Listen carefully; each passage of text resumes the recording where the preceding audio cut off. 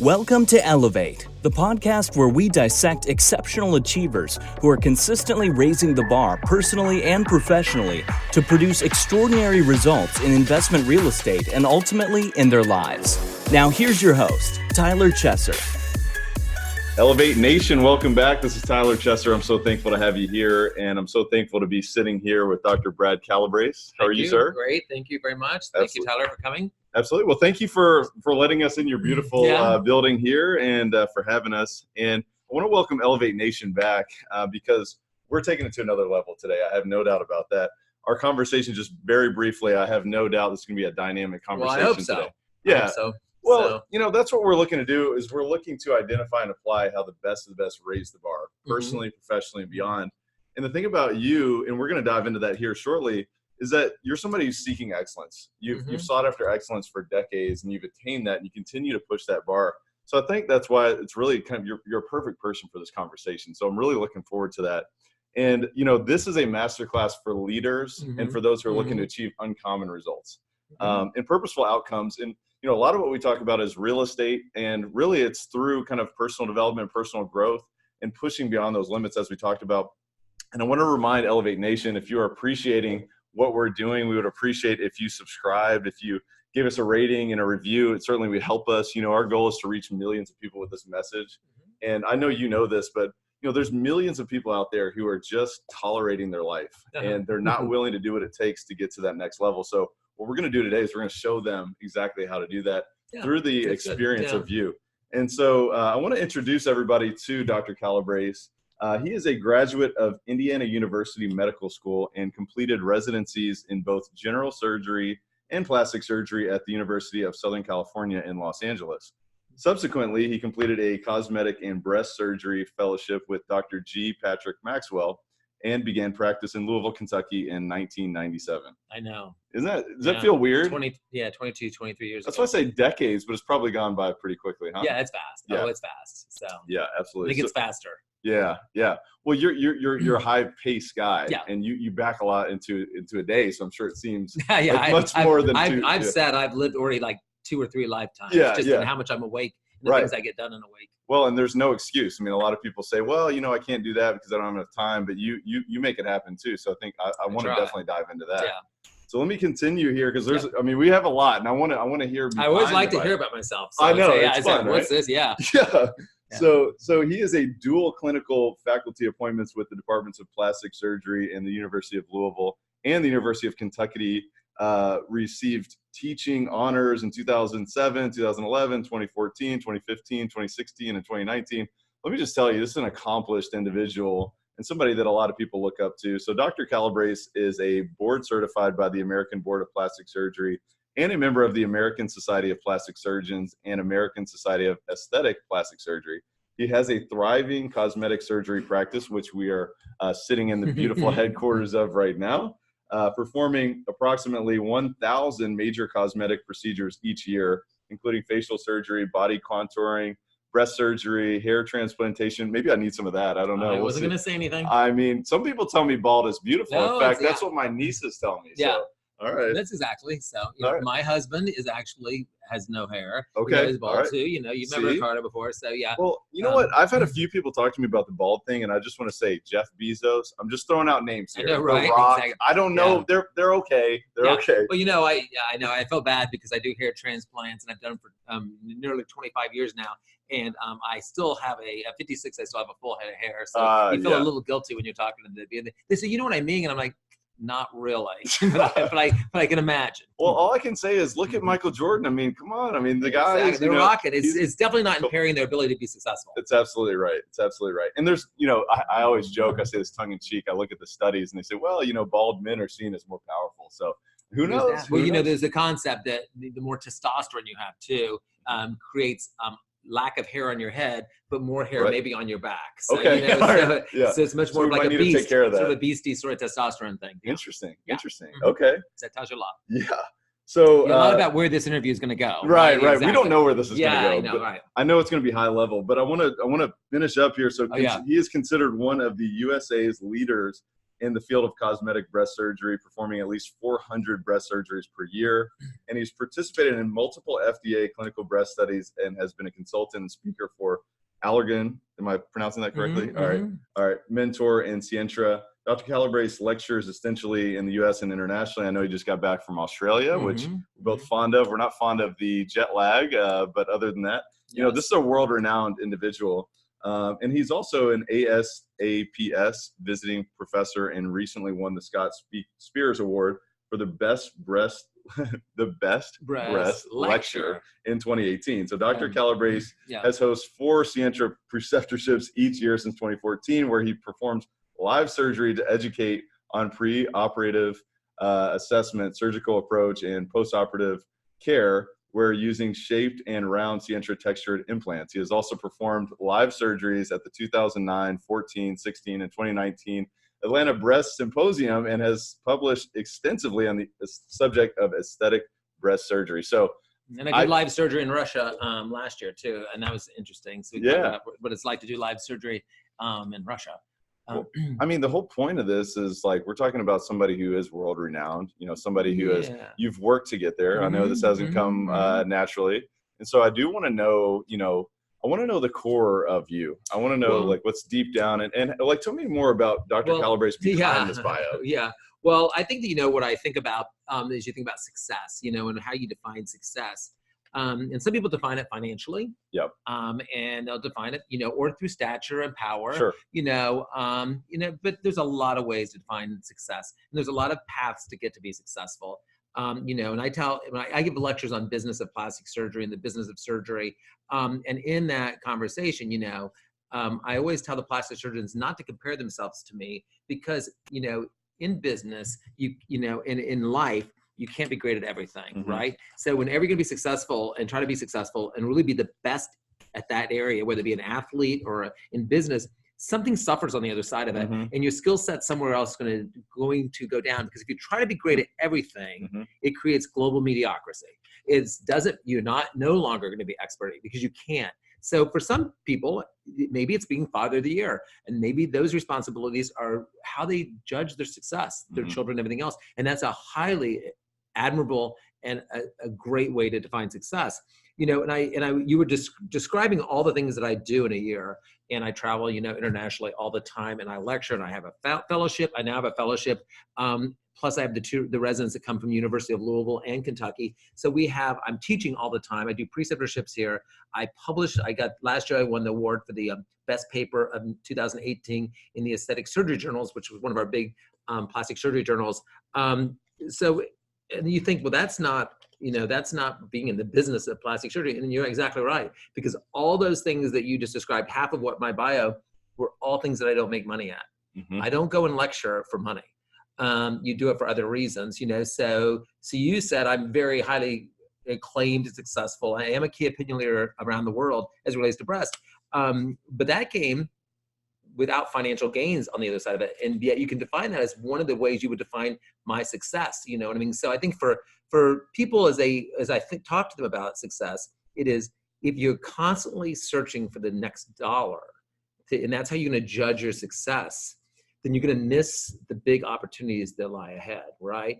And so I can't separate out why I'm busy in clinical practice. And was that because I'm just a good plastic surgeon? Is it because I have done all these other things and people understand what I've done in my involvement, and that makes me busy? It's hard to know. I think that you do your very, very, very best, and you try to be smart about business, and you hope at the end of the day you are financially successful and comfortable, and there's ways to get there and do that and be smart in business. And at the same time, follow your passions and define your success by something more than how much money you actually make from doing each event. Because along the way, you're not going to make money at everything you do, but they become part of the whole package that creates who you are and what your business is and what you stand for. And I think, you know, that's extremely important as a part of what defines who I am. How would you define success? Yeah, I think ultimately success is defined by happiness and joy. And so it's different people need different things to find happiness and joy in their life. And for me, it is to make sure I've lived a full and complete life.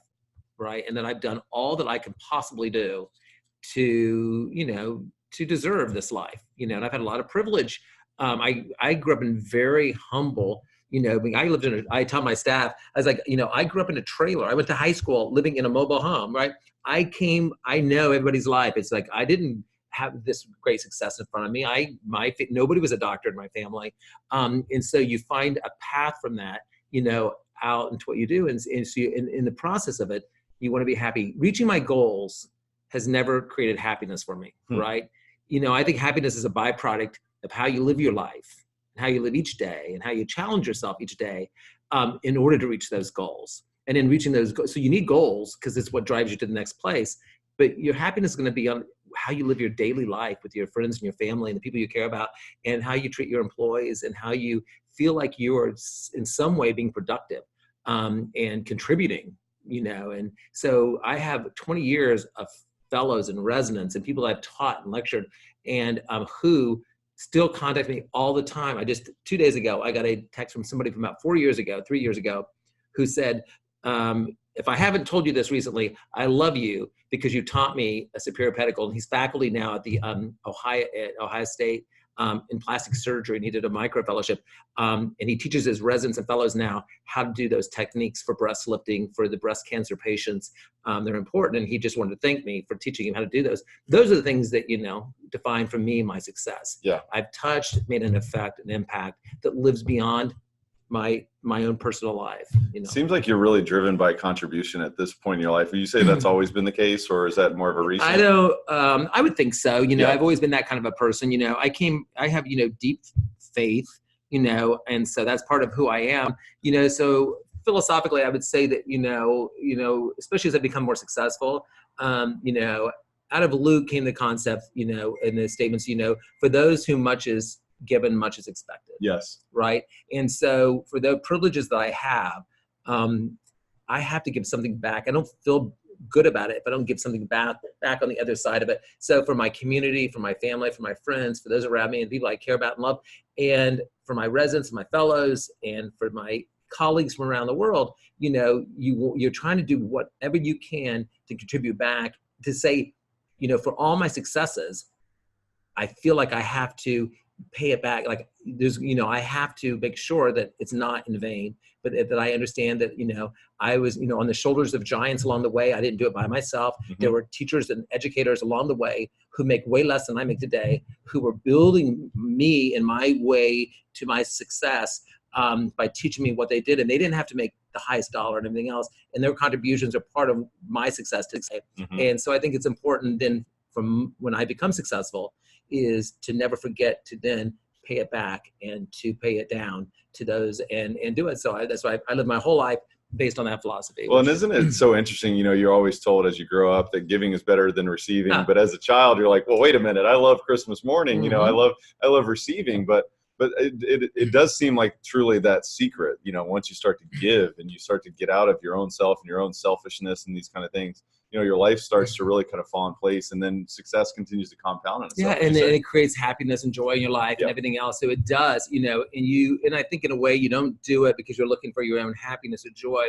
It is because you can have an impact, Yeah. And I do. So today in politics and everything else, I worry because it seems to me in business and in politics often, and when I talk to even my own friends and my own family, for those who I do a lot for, that they lose it some ways in the way. It's all about doing whatever, and the art of the deal. Mm-hmm. Do whatever makes you the most money, and whoever you have to hurt along the way, that's good business. As long as you win at the end of the day, that's a good business model. In my mind, it's not a good business model. Yep, it's not a good, and I think that at the end of the day, we're responsible for taking care of our those behind us and those that grow up behind us, and being good role models, and the words that we say matter, and how we act matters. And our future depends upon it, that we don't lose our humanity, but that in our successes, that we become more humanitarian, that we have the ability to actually give back more and do more, and set the tone and the stage for how we treat others and how we give back to others and how we give back to our community. That's how we become really who we all became as a people, and I think that, in success, it's, my message is not to lose that. not to just be so money hungry and trying to be successful, but be successful because there's something great you want to do on the other side of that success. That's important. Well, it's almost a paradox, because I think there's two sides of thinking on this. It's like you have the finite thoughts where it's, win, lose, it's black and white, or there's like, what, we can all win together. Right. I think that's the best way, in my opinion. That's a new wave of thinking that's starting to take hold. Perhaps it's still on the fringe, but and so much so that if I'm doing a deal and I feel that somebody's getting screwed along the way, I'm not going to feel good about it. Right. And I'm not going to do it. It's not my moral code.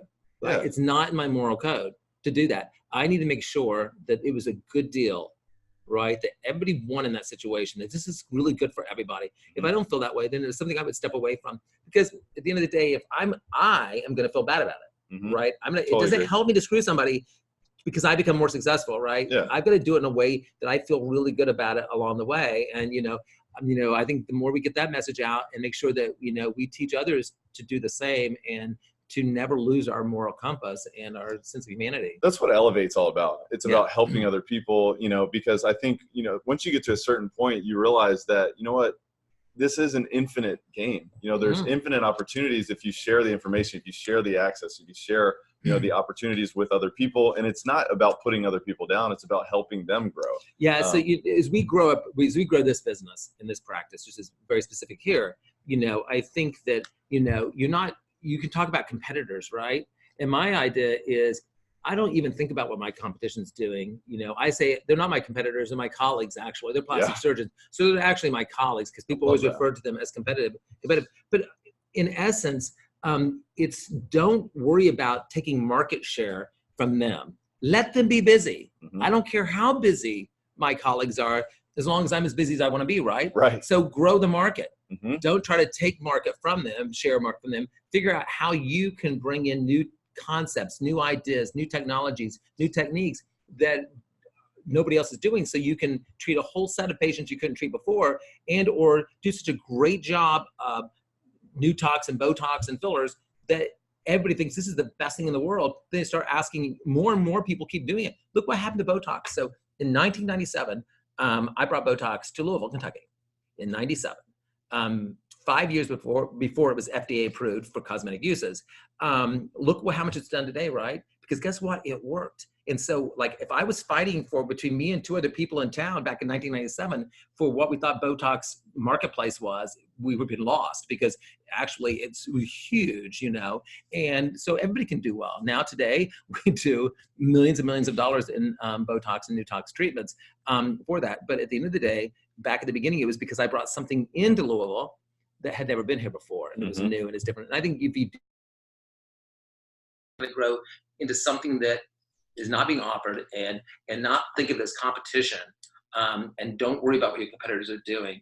I've always said, I don't look at what they're doing because I'm leading. And if I'm leading, I can't see behind me. So I just focus on my future and on what I want to do and what I want to accomplish, and hope the best for everybody else right along the way. It keeps me in a better place. I don't want to be worried about what somebody else is doing or what I'm missing for them. So. Well, I mean, one of the things that I've learned about competition is that you don't have to compete. You can create, like you said, you can create a new, a new sphere, a new line of business, a new market, and allow everyone to share in that. So what I want to know a little bit more about you is, from the core, was there a moment in time where you really just drew a line in the sand and said, look, I'm not going to live this common life. I'm not going to live an average life or below average life, or even just kind of, in the middle. I mean, was there a moment in time that happened, or was it a process? Well, I think that it was, I had very humble beginnings. I think it was that. And I think I had a really vision of I always saw myself as being very successful, right? I mean, I saw that. I visioned it,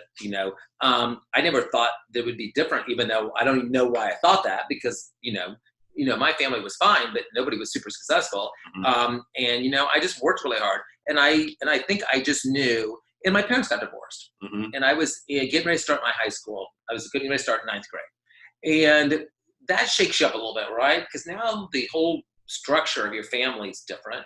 You don't know exactly what your future now. Whatever your future was is even more unstable. And who's going to help me with college and do everything else, right?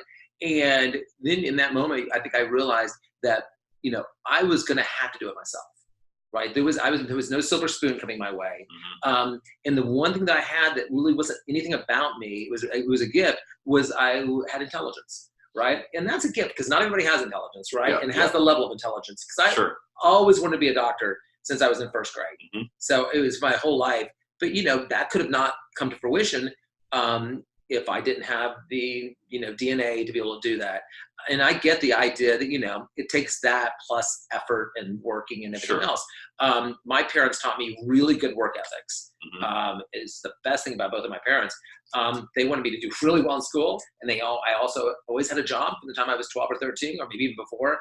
So I always worked. And so, I worked so much when I was in high school that I worked for a country club and they closed for 3 months during the winter. I drew unemployment. And I was in high school because I was working basically full time in high school while I was still going to school. So then I worked while I was in college. I worked while I was in medical school. Today in medical schools, you have to sign a paperwork saying you will not work while you're in medical school because they really want you to be focused. But I worked all the way through medical school and until I started residencies in Los Angeles. So I think that, it was just starting there and just going, what, I'm going to have to do this on my own. And I'm going to have to forge my ground. I'm not going to depend upon my parents or anybody else to do it. So I paid for all my own college and all my own medical school. And so a funny story about that is that when I come to Louisville in 1997, nobody knows who I am. I've never lived in Louisville in my life. I never lived in Kentucky in my life. And so then, I built this little 2,000 square foot office in an office building downtown where everybody goes for, back in the day, this is the 90s. And it was a nice office because I have good taste. I don't know what to tell you. And so then, of course, the rumor was that my father had paid for all and built my practice for me, and had really silver spooned me into this really great, setting me up in this great situation. So how unfair of me, because to take that opportunity. And, and the joke of that whole thing was, of course, no, I took a $100,000 line of credit out in 1997 to do that. But I'd already, and I had to pay off my student loans still when I first started practice, So it was like, that's not true. So people sometimes, when you set things up and when you're doing well, sometimes you have to fight against that concept that, well, if you're doing well, you've had some sort of unfair advantage in the situation. It makes people feel better, a little better, I think, when they do that. So all you can really do in that situation is just to prove your worth and along the way, always to be kind, right? So never give anybody any reason to not like you. And when those kind of words come at you, those torpedoes, whatever it is, you just deflect them and just keep going, right? It's like everybody's going to say things. They're going to make up rumors, whatever. They do. It was a real challenge when I first came to town, because I really had no defenders because I was just here by myself. And, it could be a really, really hard time because you're kind of alone. It's kind of a lonely time. And you kind of have your own doubts, right? Yeah. And so I used to tell my nurse, who's still with me now, 23 years later. So we do surgery, and she would feel some of it from some of the colleagues. And I would just say, just keep your head down. The cream always rises. Just don't say anything. Keep your head down, and let's just do good work. And over time, we'll just prove ourselves, of what we actually do. And maybe if there's any satisfaction in the whole thing, is that I can now look back and know how successful we did become, both in national, international stature, but also in how successful the practice has been. And and there are moments where you can, when I think back on those days and go, wow, had I known that it would all have worked out today, it would have made that day a lot easier. If I just knew for sure in 1997 that it'll all turn out great, you'll be successful, that would make it easier. But in those moments when you're the most vulnerable, you don't have it. We all have those doubts as we're building a business and starting a business. Everybody has doubt, right? As much confidence. So we may put on a different air and try to act like we're confident, but we all go home at night and then we don't sleep as much as we should, and we can't get to sleep, and we're waking up early. It's all because we have what I've always referred to as brain chatter. The brain chatter, which gets in our way of happiness in our life, is that we get we're thinking about it, we're worried about it, And so, what I try to do in mentoring all of my fellows and residents through the years, is, I tease them a lot, but to be supportive. That's why when they, teaching a word or everything else, I'm tough on them. I teach it. And I'm an educator.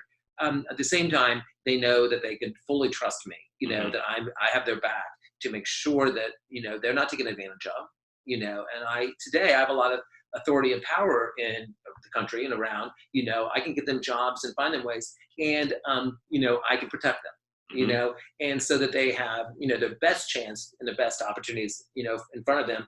And because I know them and refer them and everything else, they're going to be taken pretty good care of, because they know if not, I'm going to stand up for them.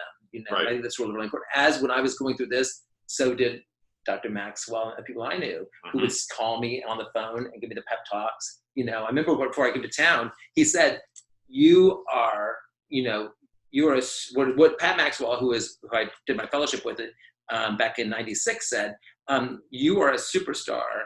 And when you move to Louisville, no one will want you there, right? Yeah, yeah. And I thought it was, kind of crazy, because I had never thought anything about business in that way. And he was right, and it was good he told me that, because I at least would think back on it and go, well, he told me this is what was going to happen. Maybe it's nothing personal. It was the situation, right? It's not personal about me. Yeah. It is just what I represent, right? And so but I did wonder why Pat thought I was a superstar too. There was another part of that. I was like, you think I'm a superstar, right? But I'm not really a superstar. Somebody identified that. Yeah, but you just say, and that changed everything, know. So I think you asked that question about like what moment changed your life. Yes. So in my early life, why I did so well in school and all that stuff was, I think that why I did this in this business was because we all go through. I was just another resident or fellow, I was just in training. Yeah. And then somebody sometimes sees something in you, right? And that one pivotal person who has a lot of their own power, who is a leader in the world. Yes. And they are like, no, you're different.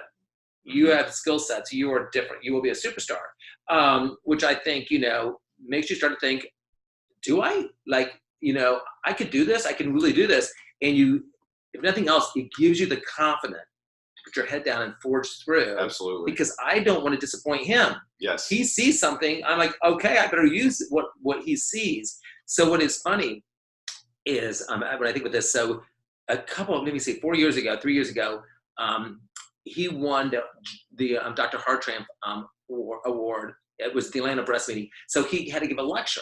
It was about an hour-long lecture. It was a very emotional lecture for him, talking about his career. And Pat Maxwell has a huge career. I mean, traveled the world, invented implants. Did he write Psycho-Cybernetics, or is that another Maxwell? No, he did not. I don't think. Do you know that? Are you familiar with that? Okay, we're going to talk about the concepts of that here soon. Oh, okay, good. I'm curious. Yeah, no, I don't think so. Okay. But he's another Maxwell. He's like super smart, okay.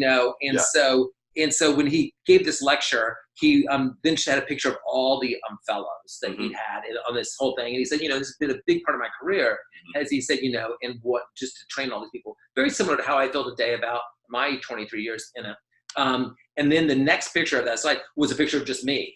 And, and as I mentioned, I had done live surgery at the Atlanta breast meeting. So I've been a fixture at the Atlanta breast meeting for a long time. And then he said, and then you have this fellow, this guy who we all know, and everybody in the world knows, and who he is and what he's done, and this is why I did what I did. And you go, boy, this many years later, I'm so glad I succeeded as he thought I would, because it's been so important to him. So every time I do live surgery in Atlanta or someplace else, he'll always be in the operating room with me. Like he'll come in and he'll know I'm going to be there, and so he'll be there and stuff. So those kind of support structures. So you get that person that believes in you, and for anybody in whatever business they're in, it's super important. Yeah. A couple of things I want to digest here. A couple of things that you said there, obviously one of which is that you had a vision for yourself. You were in first grade, you wanted to be a doctor, I mean, all the way that early. And you recognized some of your own sort of intellect and these kind of things. You also had someone else who believed in you. And the reason why I mentioned Psycho-Cybernetics is because it's a book written by a plastic surgeon 30 years ago, perhaps 40 years ago. It's actually, his last name is Maxwell. So I'm thinking, wait a minute. All right, I'm going to get you the book. He's smart enough. He could have. Yeah. So this book is really, it's about, vision and identity. It's about who do you believe yourself to be. And that's interesting. One of the things that I see that's so unique about your business and what you do in your practice is you help people cultivate more of an appropriate identity that is more of an empowering belief. What type of identity have you been able to cultivate, and how have you been intentional in creating that yourself? Yeah, for who I am? Yes. Yeah, no, I think that, I think the identity that and from my bio, I think you see, the identity has definitely been an educator. So I've always defined myself in all meetings, because we can be involved in everything in our societies and everything else. Right now, I chair the committee with the FDA on BIAALCL, which is a thing that has to do with breast implants. And so I can get involved in some of that, but I always come at it as like, any part of what I'm going to be involved with isn't really going to be about marketing, or it's going to be about the leadership in our societies. I'm an educator and I'm a teacher, and I think that that's what I try to foster, which is I do run a business and I'm a plastic surgeon and I'm busy. I'm in the middle of doing all that. I'm writing and publishing and lecturing in private practice, which is unheard of. Yeah. I'm like a faculty member at a university, like full time, and yet I'm still running a practice. And so I like to wear the hat of a teacher and educator. I think I'm a successful businessman. I think that's been one that they see me. It's interesting in this practice, Calo Spa and Calo Aesthetics, really most everybody that's in plastic surgery around the country knows who we are. Yeah. And we're in, we're in Louisville, Kentucky. Right. We're not in the middle of New York or Los Angeles, out there. And yet we have the sort of prototype for that, putting it all together, a spa mixed with the ORs and our plastic surgery practice, really an all-inclusive in a, really making it in a more relaxing, comfortable environment, and yet doing medical treatments in a place where they want to. And I think it's, it comes through that, I think that, I can define my own success in, how we've created that and they've done something different. And at the same time, I've always been able to be an educator. So I think we educate our staff, and I think that's extremely important, educating our patients and educating ourselves and educating our future plastic surgeons. And that's what I dedicate myself to. Yeah, cultivating the identity as an educator that can cross over into all these dynamic ways. And I think one of the things that Elevate Nation really is all about is like, we don't have to just fit in this one box, right? We don't have to just do this one thing that's always been told to us. You got to go plug in and, you do your cubicle job and then you're out and then that's all you are. You can do so many different things and live this great life and contribute to other people. So what a great example. One thing I'd like to know from you is like, fast forwarding like to now, you're talking about your business, you're talking about your practice, and obviously everything you're doing across the world as an educator and really just contributing without any financial interest in many ways. I'm curious to know what's one, great example of something that you've raised the bar within your practice that's really kind of elevated your own results.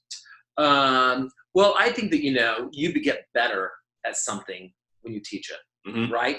There's no doubt about that. So, what I know today as it relates to breast surgery. Now, as a plastic surgeon, I do, just like any plastic surgeon that does it, I do facelifts all the time. I do hair transplants, we've mentioned. I do tons of body contouring, mommy makeovers, tummy tucks, body lifts. All the stuff. Yeah. We do a lot of it. But as teaching and writing, I only teach or write really mostly about breast. I do some facelift stuff, but generally most about breast. So then when you teach it and write about it, you get better and better at it. Yes. So today, yes. I know that there is no doubt that when it comes to breast surgery, both because of how much I've done and how much I continue to do, and my teaching it and writing about it, that there's really, it'd be hard pressed to find anybody that knows more than I know about breast. So I travel the world lecturing. It takes a lot to know you're going to be on podium and panel in front of 300 plastic surgeons, whoever in any one country, or 500 plastic surgeons asking you questions on panel, and yet that you have no stress about it because they can't ask you anything you don't know about. You've not written about.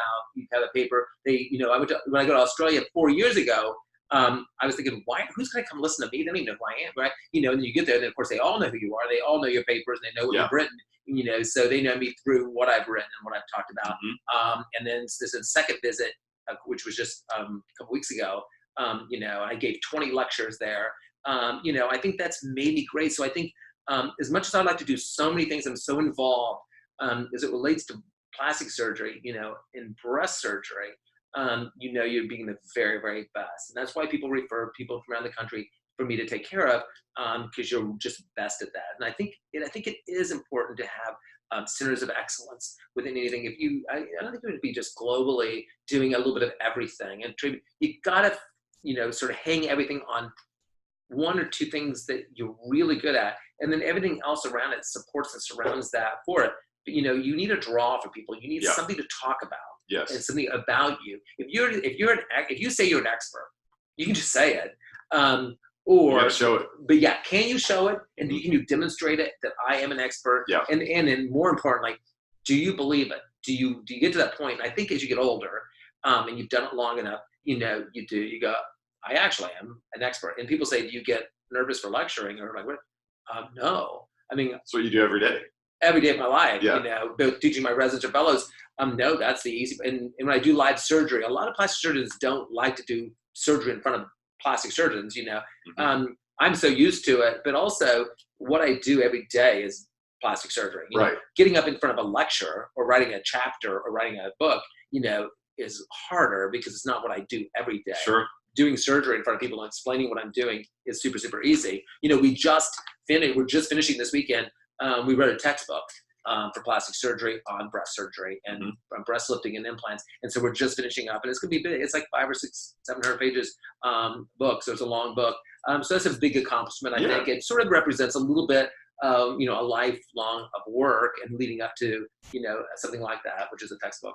One of the things that I really get out of that is that it is all about teaching. When you teach someone else something, you get better at it yourself. Totally. So it's like when you give, you also receive. Yeah. I mean, that's really been the theme of our conversation. And it's such a great reminder because I always say on the podcast, it's like, hey, share this with a friend. Go and talk to somebody else about this, replay this, take notes, but also teach it to someone else. Yeah. Share this information.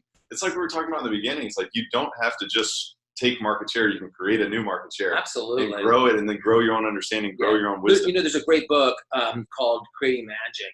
And it talks about, how to build your practice, how you build your business and your staffing and your people that work for you. At the end of the day, you're more than you. In my big business and almost every business, you have other people that support that business, right? So how can you create that environment within your workplace that is magical? So this was from Disney, the people who are running Disney, and the vice president of Disney, who teaches a culture to all of their people of that.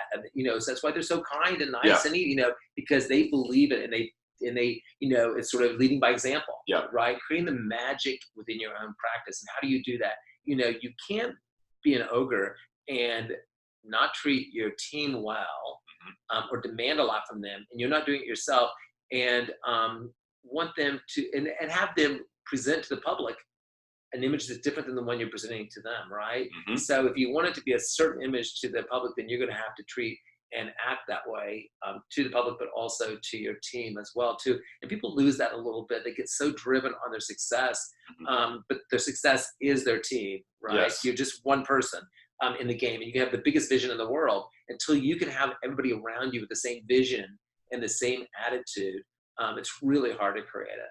Yeah, no, that's awesome. I actually read Disney's biography earlier this year, and it was, I know at times I was so stressed out because I'm like, oh my God, is he going to make it? I mean, there's so many times he's going to lose the whole thing. And of course, everybody in the whole world knows about Disney, and it is about that culture. It's about creating magic, not only for the employees, for the people that work there and the people that have the inspiration, but it's for the people who believe in the inspiration, the magic of Disney. Because the vision was right. Yeah.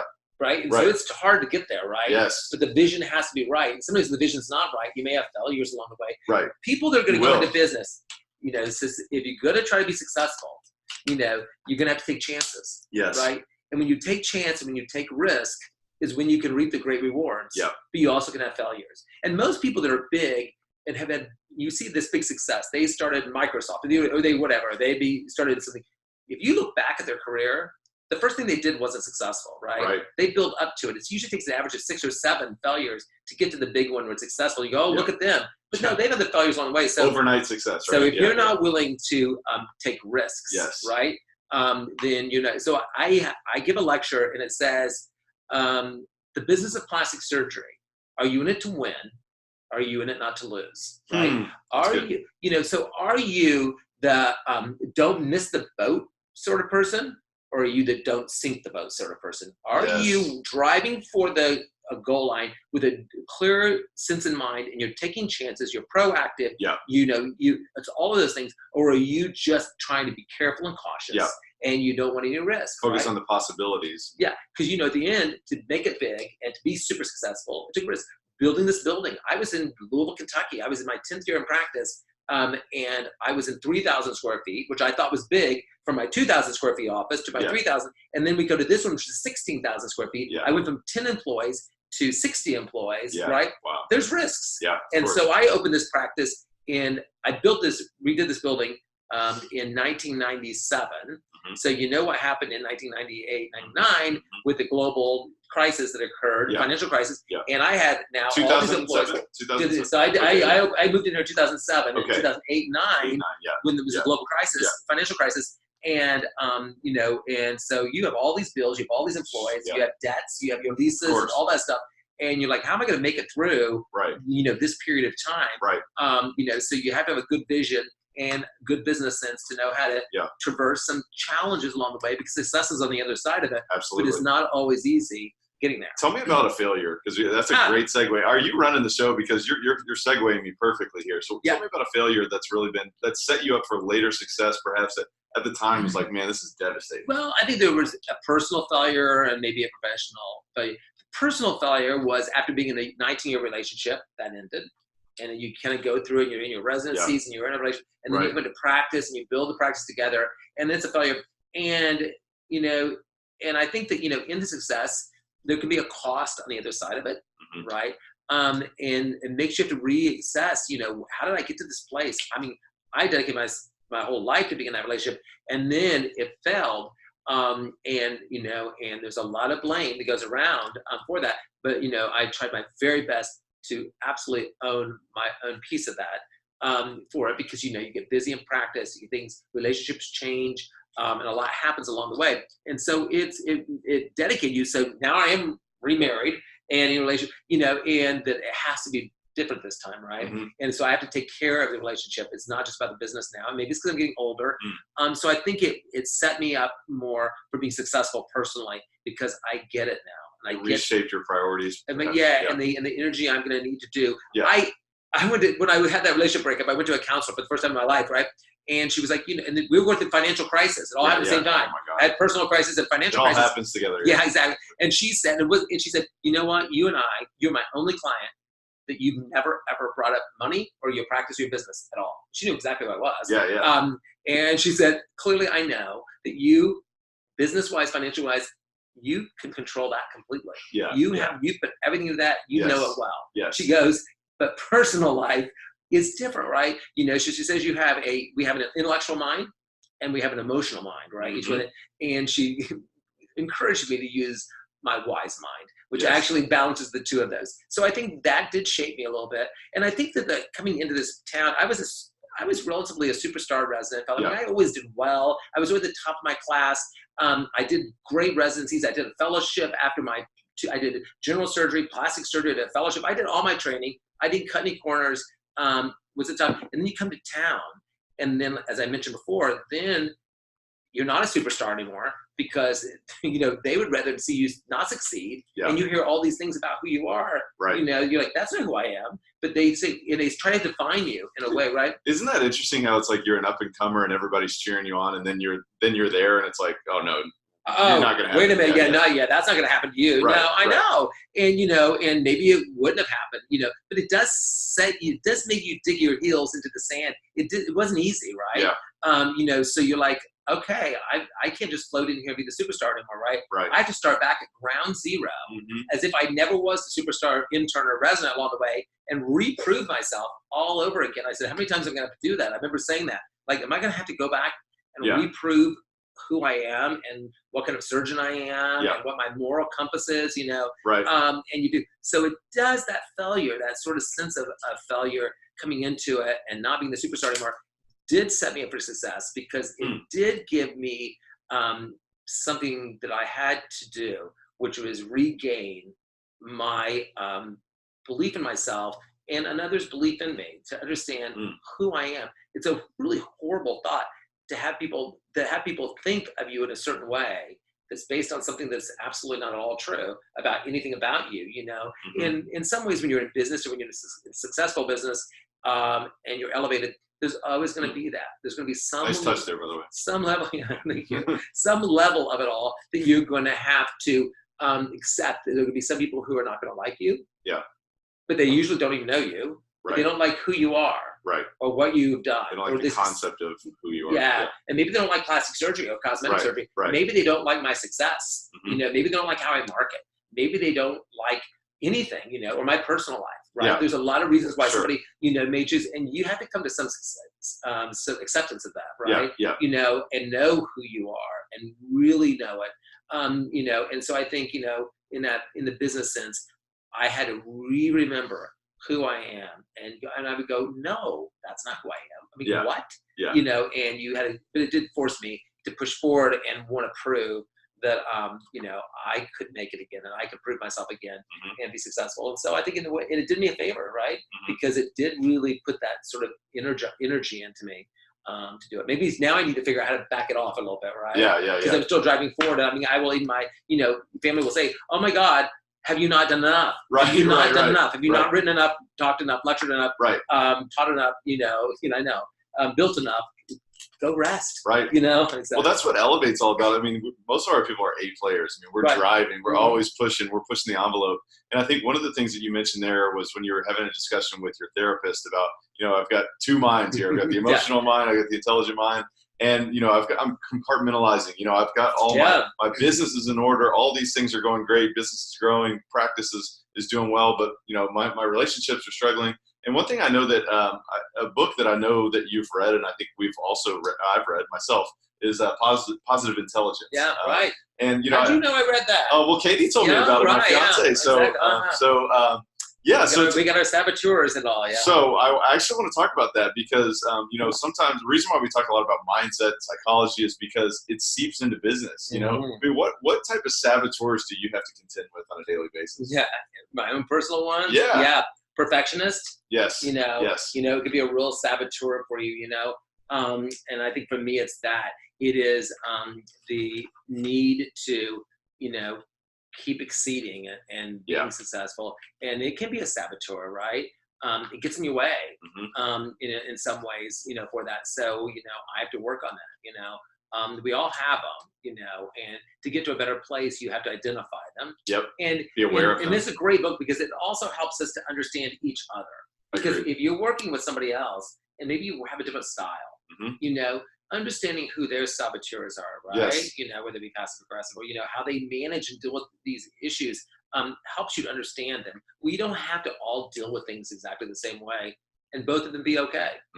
We all have our own issues and our own ways of doing it. There's not a right way and there's not a wrong way. It takes a lot of emotional intelligence to do that. Yeah, it takes a lot of emotional intelligence to understand it. Absolutely. And be comfortable with it. And I will do it all times in meetings, and I'll have a manager that comes to me and they're frustrated about something, and you have to back them away from it and go, what do you think their intent was? Why do you think they said that to you? Instead of just reacting to things, it is being a little more thoughtful about understanding who the person is, and how they are and how they act. This is how they manage it. This is how this comes through with them. It's how they communicate. Yes. But they who they are too. It is a way of communicating.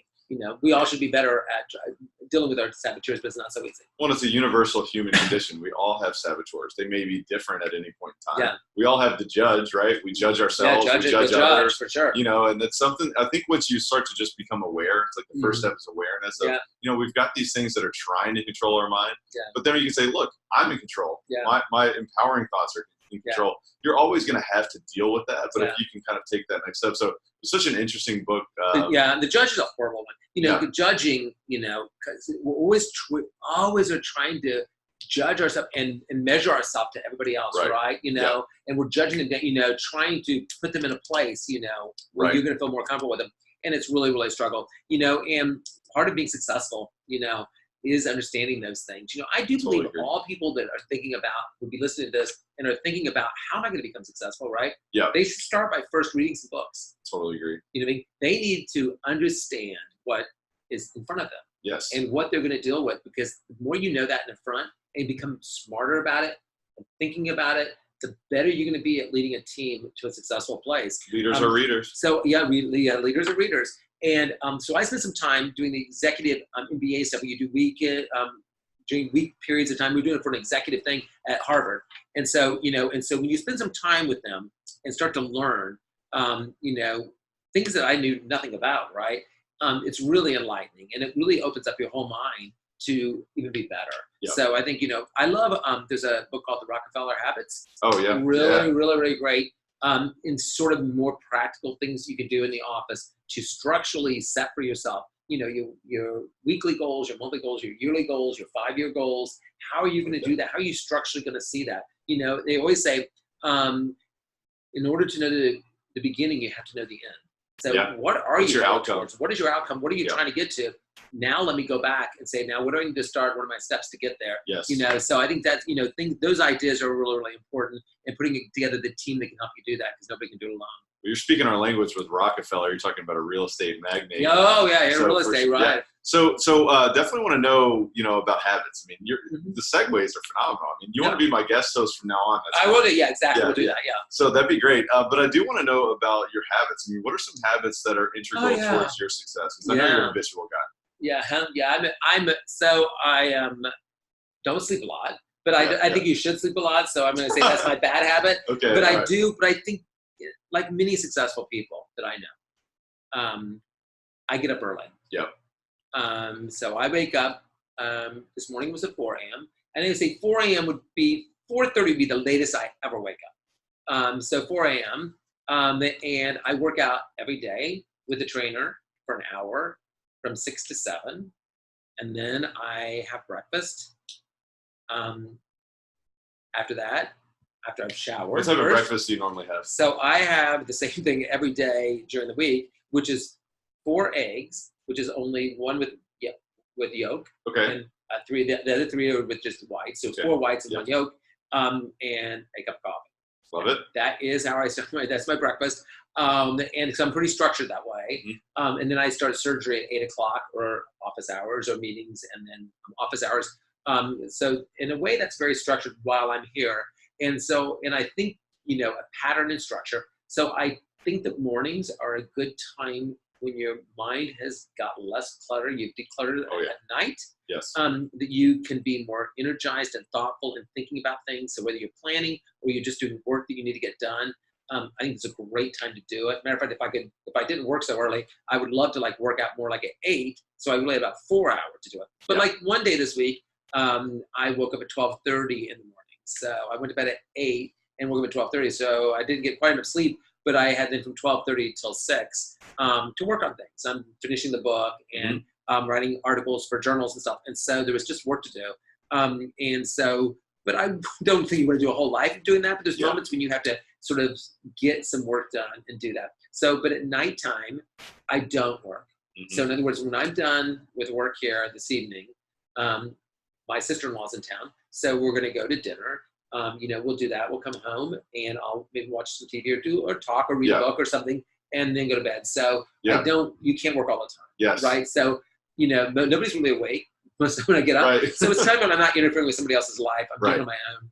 And in a time when I can have peaceful cup of coffee and thinking, I never, ever, ever let somebody mess up my workout though. Right. Because if everybody always says the same thing, I'm so busy, right? I'm so busy. I don't have time to work. I'm so busy. Got to make time. You've got to make time. And successful people make time. Yes. So I work out. So I started working out. I work out at Milestone, Baptist Milestone. So now who I work out with are people who I just met at Milestone. I don't know them professionally, but one's a neurosurgeon, one's a cardiologist.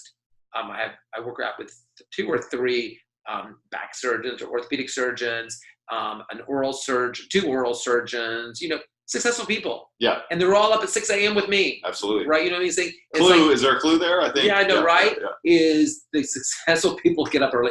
And, but we should sleep enough. And so I think that, on the other hand, I just, like I said, I went to bed at 8. So if I'm going to get up early, then I can go to bed so I get enough sleep. When I was younger, I really would sleep on 5 hours or so of sleep. I really do like 7 hours, 6 or 7 hours. The older I get, the better it is. But I don't always get it. But I think you have to recharge sometimes and do that. But I think habits. Yes. Right? Habits. So in my practice, we have every week. So we have huddles every morning that I'm not a part of. We huddle to plan a 10-minute huddle to arrange the day in different areas of it, right? To plan out. It's quick. What's going on? Let's get everybody planned. And then once a week, in front of my different teams on Wednesday mornings at 8 a.m., to stay on schedule, so that some we meet every 3 months, mostly we meet every once. So my spa meeting is once a month on one of those Wednesdays. My financial meeting is one a month, my executive meeting. And then we we split them up into my team lead meetings. And so every Wednesday, usually once a month, everybody gets in front of me who needs to, as far as leading the team, because otherwise it gets lost. Yes. You get busy and you stop leading. What you're talking about is installing habits within your teams as a leader as well. Absolutely. Yeah, it's awesome. Habits. Yes. Because habits, that's what I told you, the Rockefeller Habits. Yes. I like creating habits because they make us accountable and it makes us move to the next level. As I said, in order to know the end, you got to know the beginning. The beginning, you know the end, which is exactly true. You have to then say, okay, what's our plan? So we have open house coming up, right? Yeah. It's planning months in advance for a very big 3 or 4 weeks open house where we'll generate, we'll do over $2 million of sales. Well, that takes a lot of coordination of what we're going to do. So we start planning it. And then there's at the end, we know what it is. It's on November 7th. We know the open house. So you then have to plan accordingly. And I think as we're doing all projects and all things in growth, whether it's franchising or whatever you want to do, you're going to have to build the habits in to get to the next level, or you just keep ruminating at the same place. Everything gets easier when you have great habits, right? And it's like you install your own personal habits and then you become a great leader. Yeah. And as you're a great leader, you install habits in the rest of your team, whether it's actually for the business or for it's them personally. Yeah. There's all these different things. And so that's actually really, really good. Who are some of your role models just in life? I know you talked about Dr. Maxwell. Maxwell, yeah. So, clearly a big role model, So, and that was when I did my breast and cosmetic fellowship back in '96, and he changed everything really about my career. You know what? I know this is a weird one, but who really earlier in my life changed was a 4th grade teacher, and she just passed away. I just looked her up. She just passed away a few years ago. That's okay, because I was in her class in 1971. So I was in her class in 1971. So and she was not young then. Yeah. So I figured that this would probably be it for her. Yeah. But her name was Mrs. Rowe, and I just moved from another school. That was my first year at this school. That I ended up finishing my elementary and junior high there, and went off to the same high school.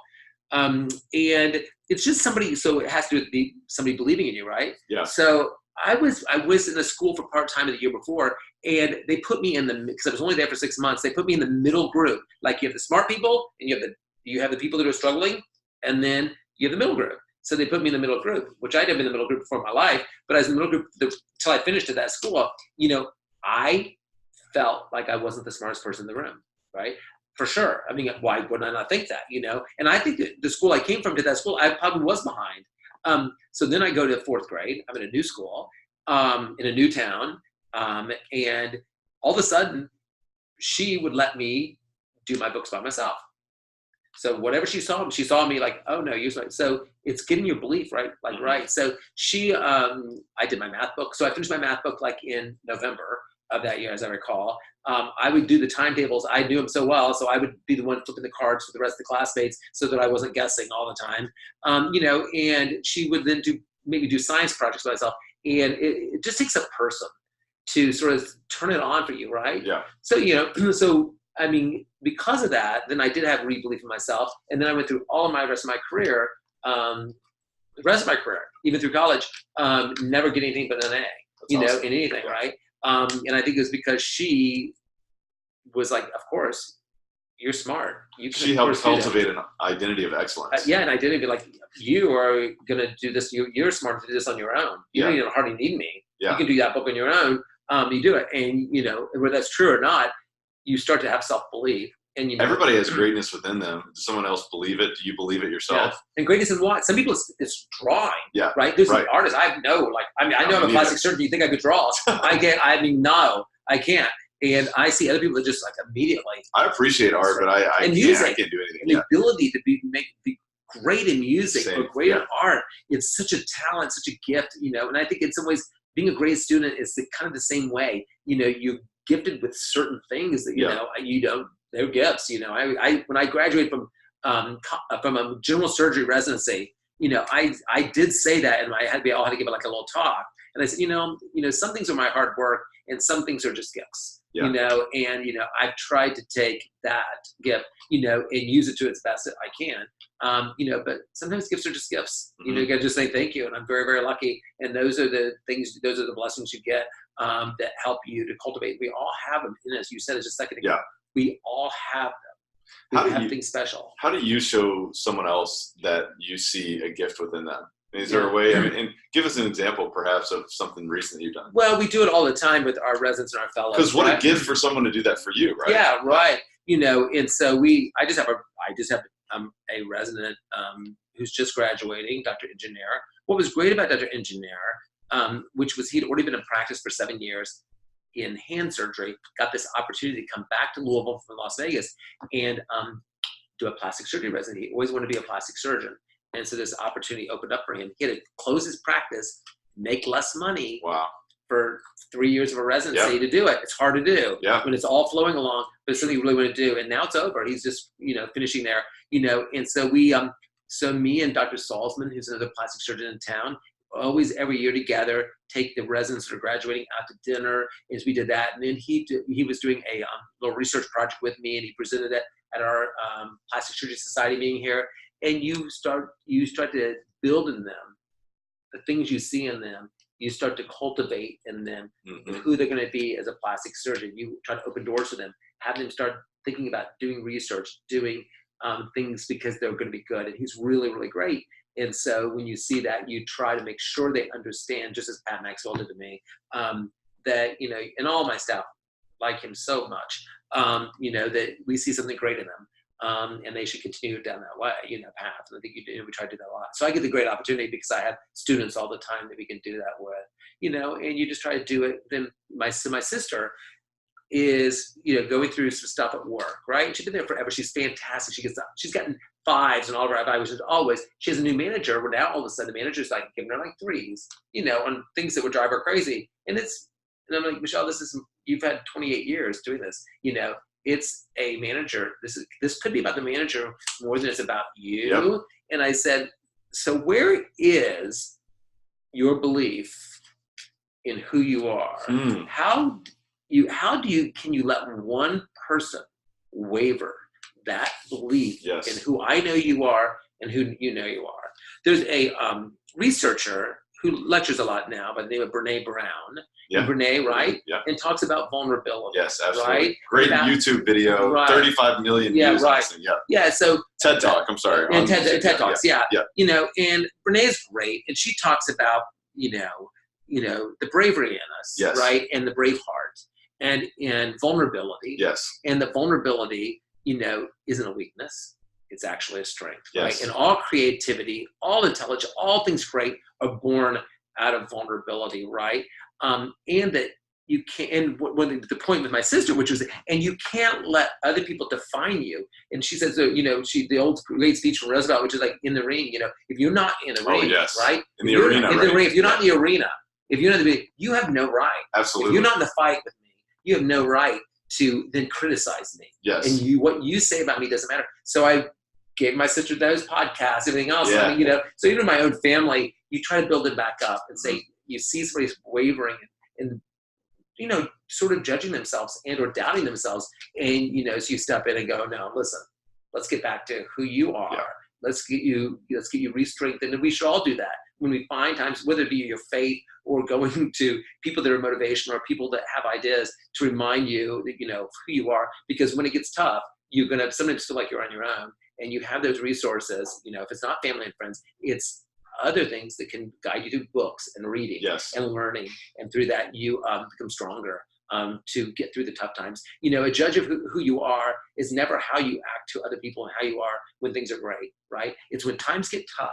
I told my little brother this one time, how I'm going to judge you is when times get tough. Yes. How do you act? Those are the tests. Can you hold yourself up? Can you treat others with respect and dignity? Can you hold yourself to that same, the accountability to yourself for who you are and how you act, even when things are really, really hard? That's how we're going to judge you. How do you deal with stress? How do you deal with loss? What's your fortitude to get through that? And do you have the mechanisms to do that? That's extremely important because, my God, life always gets tough. You lose people you love, and people and you have challenges. And you get fired from work and everything else. Yeah. So you have to have a way to get through the tough times to really, really enjoy that. Now they do say, Nixon, when he was leaving office for being thrown out of office or resigning, did say, in order, never can you enjoy the majesty of the greatest, highest mountains until you dwell in the deepest valleys, right? Yeah. So sometimes when you have the low times, the times, you really do have an opportunity then to really, really appreciate when times are good. It's so true, man. There's so much gold gold nuggets of wisdom in this. Yeah. And what I want to do now is I want to transition into our sort of our rapid fire section. What we call is a rare air questionnaire. It's like, hey, we're climbing Mount Everest, and most people gave up. I mean, most people took, an hour or two along the path, and it got way too cold, and Yeah. their mind said it was time to give up, so they gave up. But we've pushed beyond the limits here, and that's what Elevate Nation's all about. So we've talked about a lot of books. You've talked about being an author, reading books, and you've even given suggestions to people who are wanting to have success in business or in life to read. And I'd love to know, what's one or two of the most impactful books that you've ever read? Well, I think, we talked about some of them, when it's related to the business, I think those, and reading about saboteurs and understanding that, they kind of open up your eyes to what's going on, and that. And I think it's not even just books, but it's also these days videos and things. I do think Brene Brown's books are extremely, extremely impactful. If everybody needs to understand and have self-faith and belief, right? And that understand that vulnerability is a strength. And it is so powerful when you can be vulnerable in front of those. I mean, I get in front of lots of people and lecture all the time. There's a huge vulnerability. Sure. But out of that, I become greater and stronger and more creative. Creative, right? Yeah. And it opens up. And so I think she may have some of the most impactful things for what people need to get through the challenges of building their business and stuff, and they get that strength and get that motivation within them. And so it is powerful. You can read the books. It is powerful to listen to people like her tell those things. I think it's really, really great. Well, I mean, one of the biggest things that, why we talk about what we talk about in this, a lot of people say, well, come on, we need more tactics in this. But this is the most important stuff. I mean, if you can push past fear. Why people don't become successful is they quit too soon. And they get fearful. And they let their fear overcome them. They don't want to sink the boat. They don't want to sink the boat, right? Exactly. Because, and I get why. Believe me, I get it. If you got a family and you've got kids you're raising and they've got school tuitions and everything else, and you can stay in the $60,000 a year job, but greatness could be over here, but it's a risk. But you can make 6 figures. Yes. But you may not be. It's a startup. Right. And it's a challenge. Right.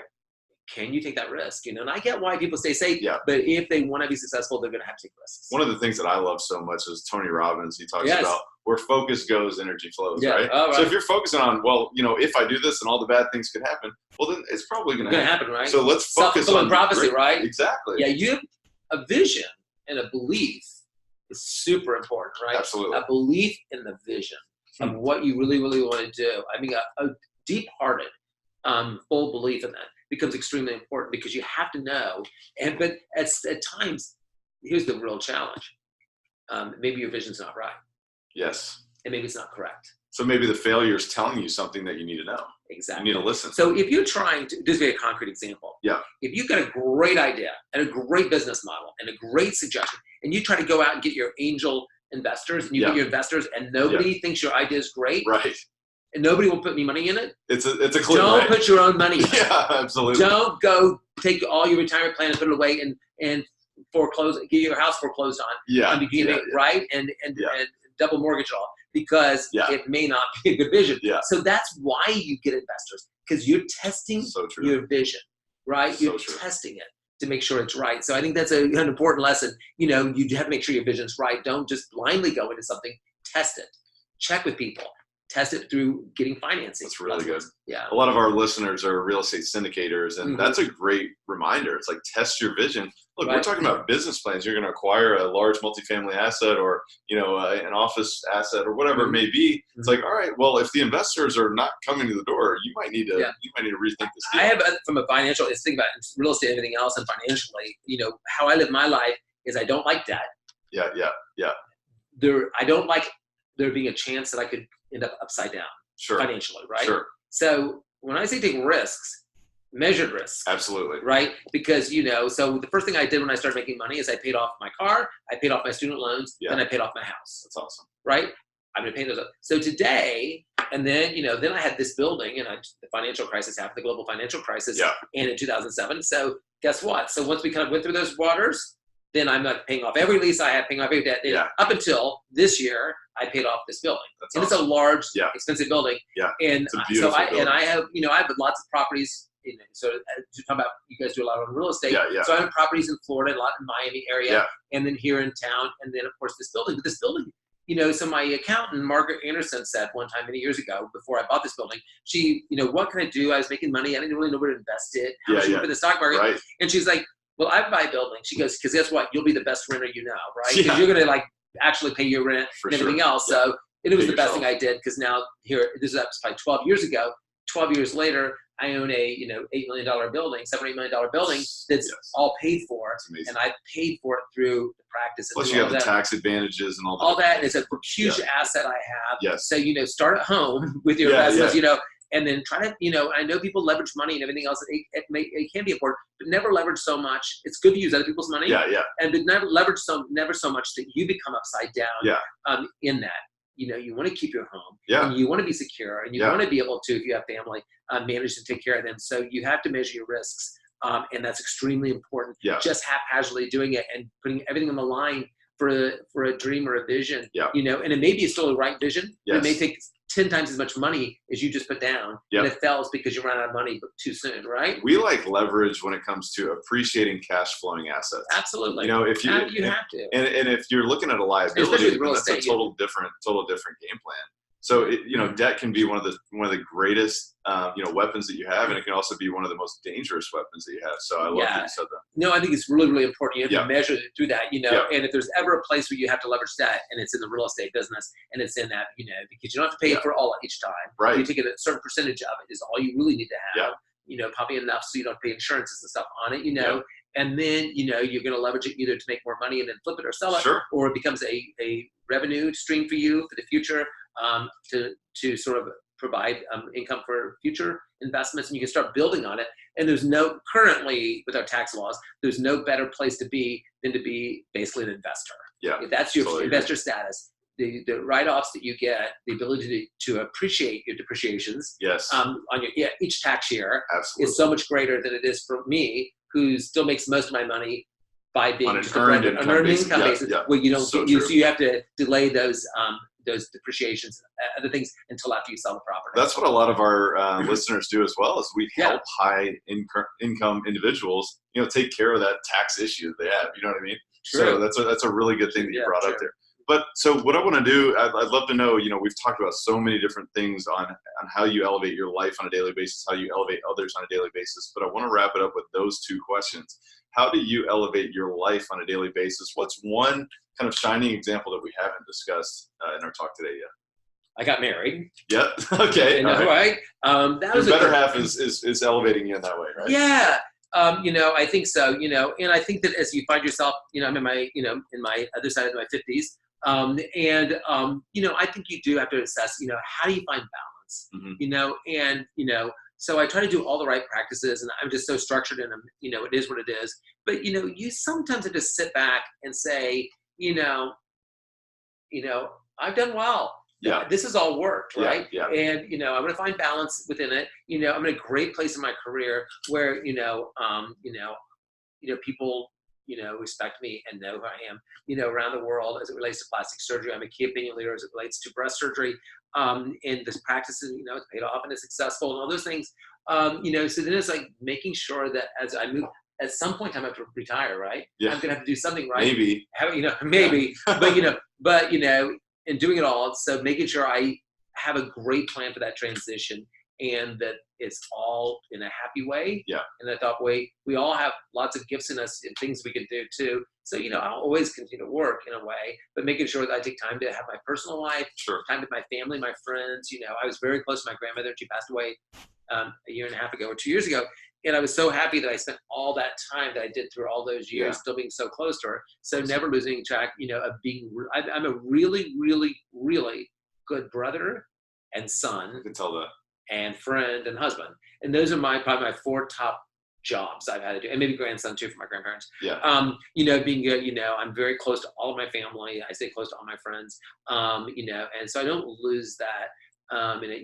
So what I'm kind of known for around the country is like, there's a lot of political things that go on, but, I don't have enemies in it. I don't have to be that. I'm not going to be that person. I think we should still be chivalrous and kind and gentle and nice, and still, be directed at what our goals are. I think you still balance all of that. Well, it's so important to not forget about what the real priorities are in life, right? We get all so caught up in, like, especially the drivers, the A players, the alphas. We want to have it all. We want to be and have it all, but you can't forget about the priorities. No, but in your 30s and your 20s, we as we go through stations in life and through psychology, you learn that we have different stages in what our life, and Eric Erickson and others have talked about that, yes. Right? And, you go and later on, you're trying to figure out how to make your life have purpose, right? And meaning. That's not what you're doing at 20 and 30. Right. It's intimacy versus isolation, right? Sure. You're trying to find the love of your life, and you want to have intimacy, and that becomes important. Yeah. And then you want to have productivity, right? That becomes an important part of it. And you're driven to. I told you that was the cost of that relationship of 19 years. Yeah. Was I was in that place, where you're in building a career and driving through in the career. But as you get older, it changes. So I think it's appropriate if you're building your career. You're driven in it. You're not starting to think about like how many vacations am I getting this year? Right? Yeah. It is because you're in that moment of that. But you have to then, as time goes on, say that this can't. I've got to let that. I've got to find the time for the other things too, and make sure that you feed those things so that you can have a happy life. We've talked a lot about education and educating others, but I'm curious to know what's the other big way that you really elevate others around you? Other than education? Yeah. Well, I don't know. I think that I lead by example. Yeah. I think, in many ways, how I elevate others is by how I treat them, how I respect them, both as a boss, as a, at my church, things I do. I lecture at my church. I have for like 20 or 30 years. I'm involved in my community and those people around me. And leading by example, as I said, is for those who much is given, much is expected. I expect all people of whatever level, I expect them to give back. I think that's a tenet of who we should be as human beings. And so the best way I'm not going to tell them they should do that, right? All you can really do is just lead by example and how you act and how you do it. Don't get me wrong. I'm the biggest jokester. I'm not Mr. Sweet all the time. Yeah. I can be difficult and critical and funny with people, and I tease people all the time and everything else. So I don't think you have to be, sort of sissy about it and sassy about it, and money about it. And I'm not sitting around with my Bible in my pocket pulling it out. You're just living a life that is one that's your best life, and you treat people with respect and dignity in the end of the day, and lead by example, and hope that elevates everybody to a higher place. Well, you've definitely led by example today, and this has been a ton of fun. I really appreciate you sitting down. Tyler. It's good to see you, and I'm glad you're doing this. I think this is an important project for you guys to do with these podcasts and stuff, and I think people will learn a lot from it and hopefully get motivated by it, and if nothing else, just feel more confident that they're not alone. Absolutely. We all get what they're experiencing. We've all been down there, and on the other side of it, there's something better. Ultimately, my mission is to get people to reach a place of fulfillment. Yeah, and that's really, I think that's where you've gotten to in your life. And, most people just tolerate their life. It's like, come on, we've got to open up. There's the possibility of something greater out there. And you've really shown us that today. So I really appreciate that. And so just a few things here in terms of Elevate Nation staying in contact with you and staying kind of following your journey as you continue along this path. How can they do that? You or everybody, they can do it by being on my Instagram and Facebook, and being involved in Calo Spa and Calo Aesthetics and what we're doing. We try to let people know, being in the office, coming in, getting our newsletters, coming to see all of us here, and I'm around, and I have email, and I like to hear from people and hear what's going on. So more than glad to ever. I have people ask me things all the time, or send them information or things they need. And I send them. So I just gave lectures in Australia. So I put a Dropbox in all my talks, all my lectures. I put into a Dropbox. So anybody who's in the meeting is like, they always are like, oh, I missed that. So I'm like, here, you can have them all. I don't care. Yeah. That's awesome. So I think I'm very much available. That's awesome. Well, Elevate Nation is really all around the world. So they will be on the lookout for you when you visit their next city. Exactly. So we'll definitely be sharing that, and we'll be keeping everybody updated to where you are next. And thank you for educating us today and leading by example today. And so what I want to do is I want to remind Elevate Nation, this is absolute gold. This is a masterclass. Like I said, you've got to replay this show. You've got to take notes. You've got to share it. You got to teach somebody else, as Dr. Calobrace said. And, really, at the end of the day, it is all about repetition. It's about learning. It's about growing. It's about becoming more. But it is about taking action. It's about taking massive action, because just because you learn something, yes, you have the potential for power, but taking massive action is where you get that actual power. And so I want to thank, Dr. Calobrace again for being here today. You're welcome. And I want to thank Elevate Nation for tuning in. And until next time, we appreciate it. And thank you so much. Thank you. Good to see you. Good to see you too. Thank you for listening to Elevate. If you enjoyed this episode, be sure to rate, review, subscribe, and pay it forward by sharing with a friend. Most importantly, take this opportunity to elevate your results by taking immediate action on what you learned. For more, visit tylerchesser.com.